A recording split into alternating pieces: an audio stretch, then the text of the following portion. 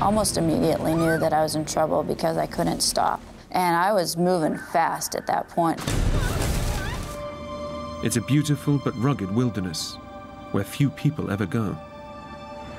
It was a sunny day, but it was cool, probably temperatures in the 30s, around 30 degrees Fahrenheit. I had my kayak on top of my truck, hopefully planning on going kayaking later that afternoon.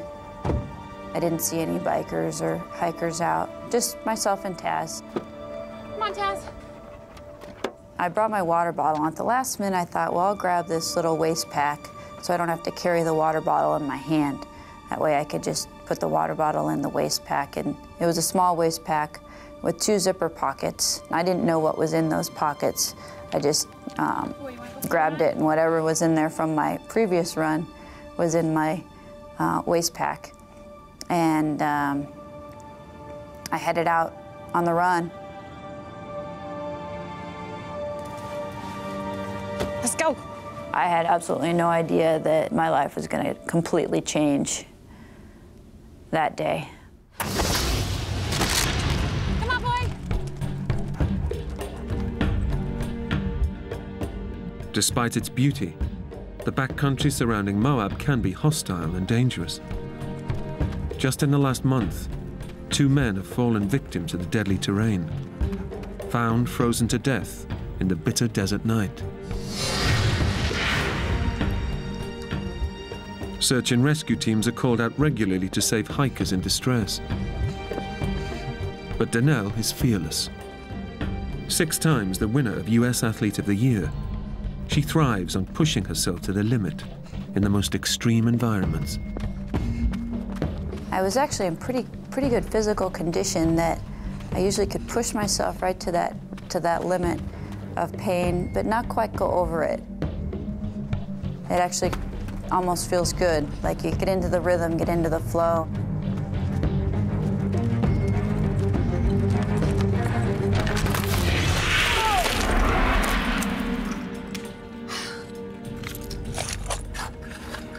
Watch out for that.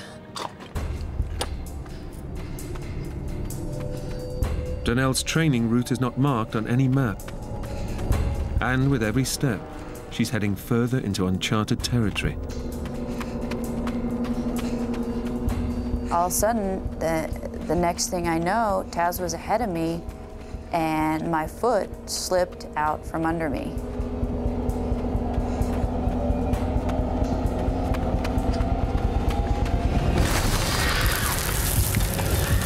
I almost immediately knew that I was in trouble because I couldn't stop. And I was moving fast at that point. And then the last 20 feet were an overhang. Free fall. I definitely had time to see my life kind of spin through my head and think about maybe I wasn't going to see another day. And then boom.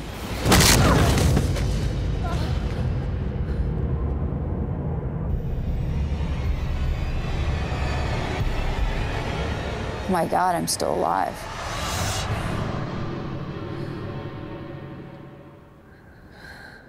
I didn't know what I had done to myself, but I knew I had hurt myself pretty bad. It's a horrendous fall.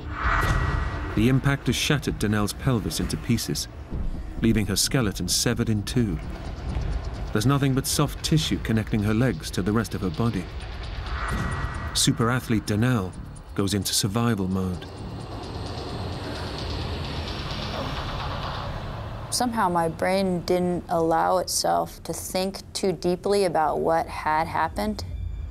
Despite her terrible injuries, Danelle's endurance training kicks in, and she's determined to keep moving. So what I did was I took my right hand and put it on my right leg, and my left hand and put it on my left leg, and I could feel my legs. And so I knew that I wasn't paralyzed. And my next reaction was, I gotta get out of this canyon. I gotta get back to my truck, and I gotta get home, or I gotta get to the hospital. Incredibly, despite her shattered pelvis, the endurance athlete tries to stand up and run out of the canyon.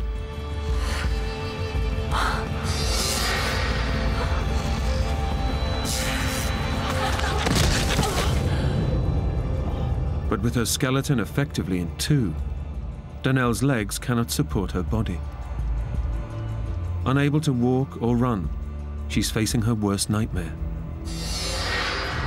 Her legs useless, she's alone on a ledge, separated from her dog, Taz. Danelle is stranded in 1,000 square miles of barren, uninhabited wilderness.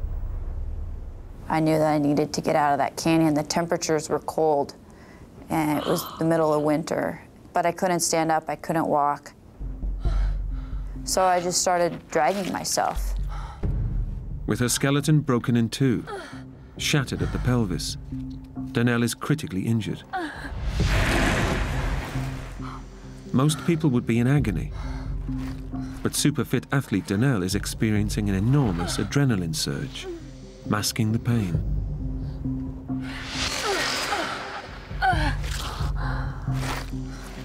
But the problem for Danelle now is which direction to go.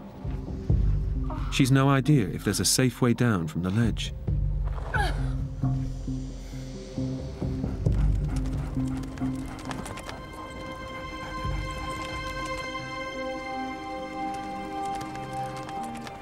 Taz comes to Danelle's rescue.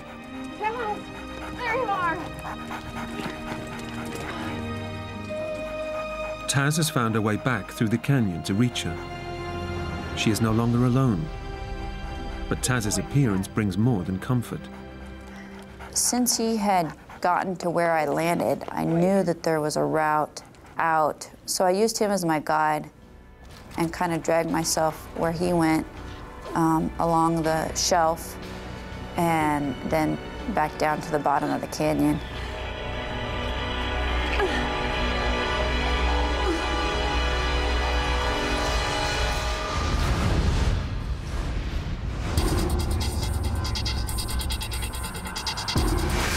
With incredible determination, Danelle follows Taz to the bottom of the canyon and now plans to pull herself back to her truck.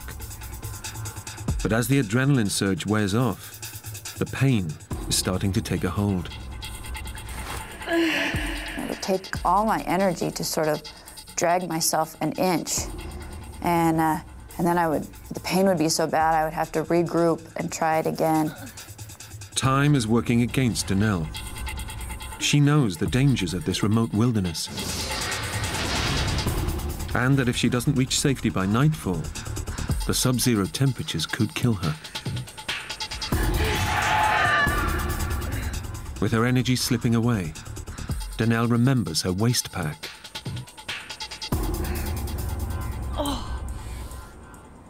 I didn't know what was in that waist pack because I didn't check before I left. And in one of them was a little gel pack, sugar pack, that endurance athletes often bring with them to help provide energy for running. Eating the gel provides Danelle with a much-needed boost, as well as a moment to reflect on the colossal task she's taking on. But her progress is excruciatingly slow. At one point, I looked back at my tracks, and I could just see where I dragged myself through this canyon. It took me probably 2.5 hours just to get to the bottom, dragging myself inch by inch. The canyon that took me maybe 2 or 3 minutes to walk up. The only comfort Danelle has is her dog's constant companionship. Taz was with me this whole time. I think he probably realized that I was injured.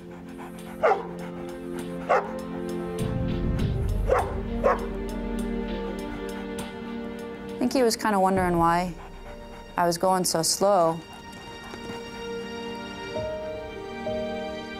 As the winter sun sets, the temperature is dropping below freezing.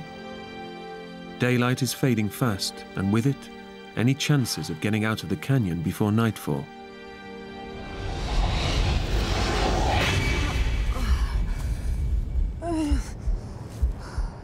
Despite Danelle's superhuman efforts, she's far from safety.